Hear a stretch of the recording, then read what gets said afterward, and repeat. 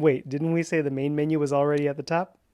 Yes, but a top menu is another optional menu space that usually sits on top of the main menu at the absolute top of the window.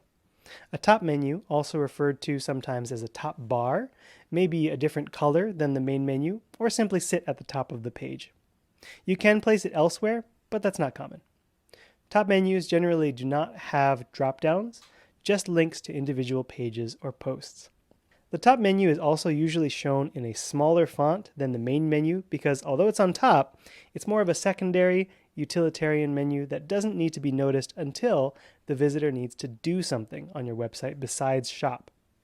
For example, your top bar might have links to log in, view your cart, find a location, search, or customer service. Other top menu links could be your social media channels, phone and email link, address or directions if you have a physical location, things important enough to show at the very top of every page to make it easy for customers to find when they need to.